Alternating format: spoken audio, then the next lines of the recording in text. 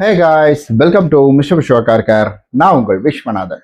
நம்ம இன்னைக்கு என்ன பார்க்க போறோம்னா, வெறும் வீடியோவை மட்டுமே பார்த்து 100% கார் ஓட்டுவது எப்படி அப்படின்றது தான் இந்த பதிவில் நம்ம பார்க்க போறோம். ஆச்சரியமா பார்க்குறீங்களா? ஸோ மிகப்பெரிய ஒரு ஆச்சரியம் அப்படின்றது இந்த வீடியோவில் காத்துக்கிட்டே இருக்கு. நான் வீடியோக்குள்ள போகிறதுக்கு முன்னாடி ஒரு மிகப்பெரிய ஒரு உண்மையை உடைச்சிடறேன். இது டியூரேஷன் நீங்க ஃபுல்லா வீடியோ பார்க்கணும் அதெல்லாம் கிடையாதுங்க. இங்க பார்த்துட்டு இப்படியே போறவங்க கூட போயிடுங்க. அதாவது நம்மளுடைய கார் டிரைவ் பண்ற ஸ்கில்ஸ் அப்படின்றது பாத்தீங்கன்னா வெறும் வீடியோவை மட்டுமே பார்த்து நம்மளால கத்துக்க முடியாது.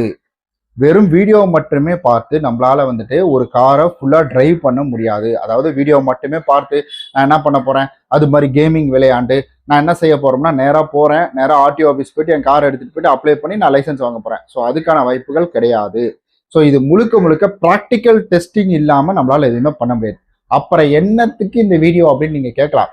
ஸோ இந்த வீடியோவை பொறுத்த வரைக்கும் என்னன்னா ஒரு கிளியர் விஷன் அப்படின்றது உங்களுக்கு கொடுக்க போறேன். ஏன்னா நான் பார்த்த வரைக்கும் நான் நிறைய கண்டென்ட் அப்படின்றத சர்ச் பண்ணிட்டு இருப்பேன். அப்படி சர்ச் பண்ணிட்டு இருக்கும் பொழுது எனக்கு அதிகமா இந்த டிரைவிங் வீடியோஸ் தான் நிறைய வந்துச்சு. அந்த டிரைவிங்ஸ் வீடியோ மட்டும் மில்லியன் கணக்கில் வியூஸ் போயிருக்குது. என்னடா அப்படின்னு பார்க்கும் பொழுது அதாவது என்ன போட்டிருப்பாங்கன்னா, இந்த ஒரு வீடியோ போதும் நீங்க முழுமையா அதாவது இந்த கார் ஓட்டுறதுக்கு, அதாவது நான் போட்டுருது இல்லைங்களா அதே போலதான். ஸோ இந்த ஒரு வீடியோ போதும். ஆனா நம்ம இதுல முக்கியமான விஷயத்த உடைச்சிட்டோம். ஆனா அவங்க என்ன சொல்றாங்கன்னா, அதை லேர்ன் பண்ற மாதிரி சொல்லி கொடுக்குறாங்க. ஸோ அது மிகப்பெரிய ஒரு தவறு. ஒரு வீடியோ மட்டுமே பார்த்து யாராலையுமே கார் ஓட்ட முடியாது. ஆப்வியஸா அது முடியவே முடியாது.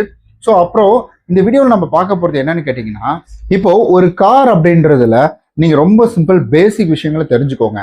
அதாவது நீங்க முதல்ல காருக்குள்ள போகிறதுக்கு முன்னாடி 4 வில்லி காத்து இருக்கான்றத பாத்துக்கோங்க. 4 வீலும் கரெக்டா ஈவனா காத்து இருக்கா, ஏதாவது பஞ்சர் ஆயிருக்கா அப்படின்றத பாத்துக்கணும். அதுக்கு அடுத்தது நீங்க கார்ல உட்கார்ந்த உடனே நீங்க பார்க்க வேண்டியது என்ன அப்படின்னு கேட்டீங்கன்னா, முதல்ல சீட் பெல்ட்டை போடணும்.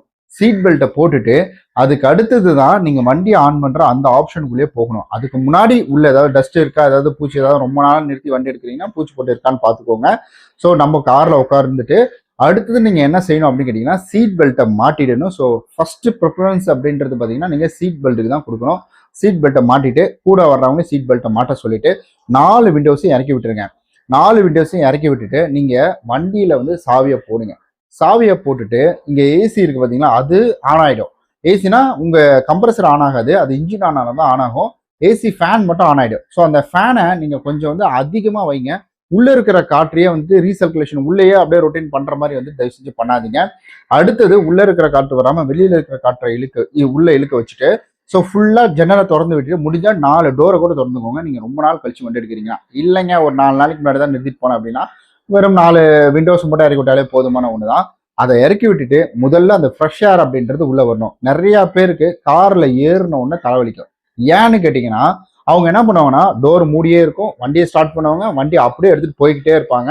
ஸோ இதனாலேயே அவங்களுக்கு தலைவலி அப்படின்றது வர ஆரம்பிச்சிடும். ஸோ அதனால 4 விண்டோஸையும் இறக்கிட்டு உள்ள இருக்கிற காற்று, ஏன்னா அந்த பிளாஸ்டிக் எல்லாம் உள்ள ஹீட் ஆகி அந்த காற்று தான் உள்ள இருக்கும். ஸோ அதனால அதெல்லாம் வெளியில தள்ளிட்டு அதுக்கப்புறம் வண்டியை ஸ்டார்ட் பண்ணுங்க. வண்டியை ஸ்டார்ட் பண்றதுக்கு முன்னாடி கிளட்ஜில் நம்ம கால் போகணும். கிளட்ஜில் காலை ஃபுல்லா அமுத்திட்டு அடுத்தது கியர் நியூட்ரல்ல இருக்குதான்றதை பார்த்துக்கோங்க. இப்போ இருக்கிற கார்ல கியர் நியூட்ரல்ல இருந்தால் தான் உங்களுக்கு கிளட்ஜில் கால் வச்சா தான் ஸ்டார்ட் பண்ண முடியும். பழைய கார்லாம் பார்த்தீங்கன்னா கிளட்ஜில் கால் வைக்காம ஸ்டார்ட் பண்ண மாதிரி அந்த மாதிரிலாம் இருக்கும். டொடுக்குன்னு வண்டி முன்னாடி போயிடும். அது ரொம்ப பழசு. இப்போ அது கிடையவே கிடையாது, அந்த மாதிரி கார் கிடையாது. பட் இருந்தாலும் சொல்றேன். ஸோ அந்த மாதிரி வந்துட்டு கிளட்ஜில் காலை ஃபுல்லா அழுத்திக்கோங்க. இது எப்படியா இருந்தாலும் ஒரு நல்லது தான். ஸோ காலை ஃபுல்லா அழுத்திக்கிட்டு அதுக்கப்புறம் என்ன ஆகும் அப்படின்னு கேட்டீங்கன்னா, ஸோ நியூட்ரல் பண்ணிடுங்க. நியூட்ரல் பண்ண பிறகு கிளட்ஜில் காலை வச்சுக்கிட்டு வண்டியை வந்துட்டு ஸ்டார்ட் பண்ணுங்க. வண்டியை ஸ்டார்ட் பண்ணிட்டு நீங்க வந்து கிளட்ஜில் இருந்து பொறுமையா நியூட்ரல் பண்ணிருக்கமா அப்படின்றத கன்ஃபார்ம் பண்ணிக்கோங்க. கன்ஃபார்ம் பண்ணிக்கிட்டு அந்த கிளட்ஜில் இருந்து காலை வெளியில எடுத்துட்டு அடுத்தது நீங்க பண்ண வேண்டியது என்னன்னா, வண்டி ஐடியல் ரன் அப்படின்னு சொல்லுவாங்க. அதாவது இன்ஜினுக்கான வார்ம் அப் டைமிங். அந்த ஆயில்லாம் பாத்தீங்கன்னா ரொம்ப நாள் நிறுத்தி இருக்கிறதுனால அப்படியே கீழே வந்து படிஞ்சிடும்.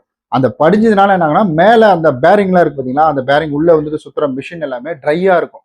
அப்ப நீங்க அப்படியே ஓட்டும் பொழுது அந்த ட்ரைலயே அது சுத்த ஆரம்பிக்கும், தேய்மானம் நடக்கும். இதனால சில உடையறதுக்கு வாய்ப்புகளும் இருக்குது. அதனால அதை கொஞ்ச நேரம் வந்துட்டு ஐடியல்ல ரன் பண்ணுங்க. அப்படியே ஒரு 30 செகண்ட் போட்டீங்கன்னா போதுமான ஒண்ணுதான். அது என்னன்னா அந்த ஸ்பீடாமீட்டர் இருக்கு பார்த்தீங்கன்னா ஆர்பிஎம் அப்படியே கீழே இறங்கும். கீழே இறங்கி 900க்குள்ள வந்துடும். 900 800 வந்து ஒவ்வொரு காரு அது இன்ஜினோட சிசியை பொறுத்து இருக்கும். அது கீழே வந்ததுக்கு அப்புறம் நீங்க அடுத்தது செய்ய வேண்டியது என்னன்னு கேட்டீங்கன்னா, ஹேண்ட் பிரேக்கை எடுத்துருங்க. ஹேண்ட் பிரேக் போட்டிருக்கீங்க பார்த்தீங்களா, அந்த ஹேண்ட் பிரேக்கை எடுத்து கீழே விட்டுருங்க. பொறுமையா நீங்க மேலே தூக்குனாப்புல அழுத்திட்டு அந்த புஷ் பட்டன் வந்து அதை அழுத்திட்டு அப்படியே கீழே இறக்கி விட்டீங்கன்னா அது பொறுமையா போயிடும். ஸோ அவ்வளவுதான். இப்போ அடுத்தது நீங்க என்ன பண்ண போறீங்கன்னா, ஃபர்ஸ்ட் கியரை போட்டு நீங்க வந்துட்டு கிளட்ஜில் வந்து ஆக்சிலேட்டர் கொடுக்காதீங்க. ஒருவேளை ரிவர்ஸ் எடுக்க போறீங்க அப்படின்னாலும் சரி, இல்லை நீங்கள் வந்து வண்டியை மூவ் பண்ண போறீங்கன்னா அப்போ நீங்கள் ஃபர்ஸ்ட் கியரில் ஆக்சிலேட்டர் கொடுக்கணுன்ற அவசியம் கிடையாது. அதாவது வண்டியை மூவ் பண்ணும்போது, அதாவது எடுக்கும் பொழுது மட்டும், ஏன்னா நான் அப்படி தான் பண்ணுவேன் நான். ஸோ எடுக்கும் பொழுது மட்டும் ஆக்சிலேட்டரில் வந்துட்டு நீங்கள் ரேஸ் கொடுக்காம நீங்கள் வந்து ஃபர்ஸ்ட் கியரில் நீங்கள் ஆட்டோமேட்டிக்காக வந்துட்டு பொறுமையாக கிளட்ஜில் இருந்து கால் எடுத்தீங்கன்னா வண்டி மூவ் ஆக ஆரம்பிக்கும். அப்படி தான் கொடுப்பாங்க, கார் மூவ் ஆக ஆரம்பிக்கும். அப்படி மூவ் ஆகும் பொழுது தான் அந்த கொஞ்சம் ஒரு 10-20 கிலோமீட்டர் அந்த ஸ்பீடு அப்படியே லைட்டாக ஆர்பிஎம் இது வந்து ஏறும், ஸ்பீடா மீட்டரில் முள் வந்துட்டு ஏறும். அப்படி ஏறும் பொழுது நீங்கள் அடுத்தது ஒரு செகண்ட் கியர் அப்படின்றது போகணும். இதெல்லாம் நீங்கள் ஓட்டும் பொழுது உங்களுக்கு ஐடியா கிடைச்சிடும். இதை வந்துட்டு ஒரு சொல்லி புரிய வைக்கிறது அப்படின்றது முடியாது, ப்ராக்டிக்கல் லேர்னிங் அப்படின்றது தான். ஸோ இதில் ஐடியா அப்படின்றது எடுத்துக்கலாம். ஸோ அதுக்காக தான் இந்த ஒரு வீடியோ. அப்போது நம்ம வந்துட்டு ஃபர்ஸ்ட் கியரை போட்டு மூவ் பண்ணுறோம். அதுக்கு வந்துட்டு 20 கிலோமீட்டர் அப்படின்றது என்னை பொறுத்த வரைக்கும் நான் ஓட்டுறதை வச்சு சொல்கிறேன். ப்ராப்பராக இதுதான் அப்படின்னு நான் சொல்ல, இதுதான் நான் ஓட்டுறேன், எனக்கு மைலேஜ் கிடைக்குது. ஸோ ஃபர்ஸ்ட் கியரை போட்டு அப்படியே விட்ட உடனே கொஞ்சம் மூவிங் ஆகும். 20 கிலோமீட்டர் அப்படின்னு அந்த முள்ளு ஏறின உடனே உங்களுக்கு பீப் சவுண்ட் அடிக்க ஆரம்பிச்சிடும். அதாவது வந்து டோர்லாம் லாக் பண்ணியிருக்கீங்களா, லாக் பண்ணலையா, லாக் பண்ணியிருந்தா அது அடிக்காது, லாக் பண்ணலைன்னா பையன் கத்த ஆரம்பிச்சிடும். அப்போ அப்படியே செகண்ட் கியரை போட்டு இன்னும் கொஞ்சம் பொறுமையாக கால் அப்படின்றது எடுக்கும். பொறுமையானா நீங்கள் ரேஸ் பண்ணக்கூடாது. ஸோ ரேஸ் பண்ணுற மாதிரி தான் அந்த ரேஸ்க்கும் இப்படி ஆக்சிலேட்டர் கொடுக்குறீங்களா, அந்த ஆக்சிலேட்டரும் இதுவும் ஈவனாக ரிலீஸ் ஆகணும். அதாவது இது கீழே இறங்குது அப்படின்னா ஆக்சிலேட்டர் ரேஸ் கொடுக்குறீங்க அப்படின்னா அப்போ அப்படியே வந்துட்டு கிளட்ஜில் இருந்து கால் மேலே வரும். ஸோ ரெண்டுமே ஈவனாக நடக்கணும். ஈவனாக நடந்தால் மட்டும்தான் உங்களுக்கு அந்த ஜர்க் அப்படின்றது இருக்காது. அப்போது அந்த ஜர்க் இல்லாமல் நீங்கள் அப்படியே லைட்டாக ரேஸ் கொடுத்து அப்படியே இப்படி தான் இந்த கான்செப்ட் தான். அதாவது வந்துட்டு நம்ம கீர் இதே கான்செப்ட், இதே பொசிஷன் இப்படி தான் இருக்கு இல்லைங்களா. நம்ம வந்துட்டு இப்போ கீர் போட போகிறோம். கீர் போடும்பொழுது இப்போ இது உள்ளே இருக்குது. ஸோ இப்போ என்ன பண்ண போகிறோம்னா இதை அழுத்தி இதை வெளியில் எடுக்கிறோம். கீரை போட்டோம், ரெண்டாவது கீர் போட்டோங்களா, ரெண்டாவது கீர் போட்டதுக்கப்புறம் அப்படியே இதை ரிலீஸ் பண்ணுறோம், இதை அப்படியே இறக்குறோம். ஸோ இப்படி தான் போகும். இதை அப்படியே விட்டுறோம், அவ்வளோதான். ஸோ இதில் ரேஸ் கொடுத்து போகிறோம். அடுத்தது என்ன, அப்படியே இது ரேஸில் இருக்கா. ஸோ இதை கொஞ்சம் அழுத்திட்டு இருக்கிறோமா. இப்போ என்ன பண்ணால் அடுத்த கீர் அப்படின்றது மூணாவது கீர் போடுறீங்க. மூணாவது கீர் போட்ட உடனே போட்டு முடிச்சிட்டிங்க. போட்டு முடிச்சோன்னா அதெல்லாமே இப்போ நான் பொறுமையாக ஊற்றிட்டு இருக்கேன். அதெல்லாம் 3 கீருக்கு மேலே டக்கு டக்குன்னு நடந்துடணும். ஸோ ஃபர்ஸ்ட் 1, 2 மட்டும் தான் கொஞ்சம் ஸ்லோவாக நடக்கணும். மற்றபடி 3, 4, 5 வந்துட்டு உங்களுக்கு ஃபாஸ்ட்டாக தான் நடக்கணும். ஸோ அப்படியே வந்து அடுத்தது வந்துட்டு இப்போ நான் ஃபாஸ்ட்டாகவே சொல்கிறேன். நான் இப்போ இதை அழுத்திட்டு இருக்கிறோம், 3ஆவது கீரில் போயிட்டு இருக்குது, டக்குன்னு வந்துட்டு 4ஆவது கீர் போகிறோம், அப்படியே வந்துட்டு விட்டுறோம், அப்புறம் அப்படியே அழுத்துறோம் 5ஆவது. அப்படியே இப்படி மாற்றி இப்படி தான் வந்துட்டு போட்டுக்கிட்டு வண்டியை நம்மளால் மூவ் பண்ண முடியும். இப்படி தான் மூவ் பண்ணணும். ஸோ இதுதான் ப்ராப்பராக நானும் பண்ணிக்கிட்டு இருக்கேன். ஸோ உங்களுக்கு முதல்ல ஃபர்ஸ்ட் கிலோமீட்டர் அதாவது ஃபர்ஸ்ட் கியர் செகண்ட் கியரில் நீங்கள் வந்துட்டு ப்ராப்பராக பொறுமையாக மூவ் அப்படின்றது கொடுக்கணும். உங்களுக்கு 3rd, 4th, 5th எல்லாமே வந்துட்டு கொஞ்சம் வேகமாக அப்படின்றது கொடுக்கணும். ஸோ காரை பற்றி நல்லா தெரிஞ்சுக்கோங்க. நீங்கள் ஃபர்ஸ்ட் கியரை போட்டு ஆக்சிலேட்டர் கொடுக்காம நீங்கள் வெறும் கிளட்ஜிலேருந்து பொறுமையாக கால் எடுத்தீங்கன்னா வண்டி மூவிங் ஆகும். மூவிங் ஆப்ஷன் அதில் இருக்கும். அந்த ரேஸ் வரைக்கும் வச்சிருப்பாங்க இன்ஜின் ஸ்பீடுக்காக. ஸோ அதனால தான் 900 RPM எப்பவுமே வண்டி இருக்கும். இல்லைன்னா ஆஃப் ஆகிடும். இன்ஜின் அது சுற்றணும் இல்லைங்களா, ஆஃப் ஆகிடலாம். ஸோ அந்த மாதிரி வந்துட்டு இருக்கு. அதுல இருந்து ஃபர்ஸ்ட் கியர் போனதுக்கப்புறம் அப்படியே செகண்ட் கியர் சேஞ்ச் பண்ணும்பொழுது அப்புறம் அடுத்தது அதே போல தான் போட்டுட்டு நீங்கள் கொஞ்சமாக பொறுமையாக வந்துட்டு கால் எடுக்கணும். இது வந்துட்டு நான் வண்டி ஒரு இடத்துல நிறுத்தி மூவ் பண்ணுறதுக்கு, நீங்கள் டிராஃபிக்கில் இருக்கிறீங்கன்னா அங்கெல்லாம் சடன் ப்ராக்டிக்கலாக நீங்கள் வந்து கொஞ்சம் வேகமாக மூவ் பண்ணுற மாதிரி இருக்கும்.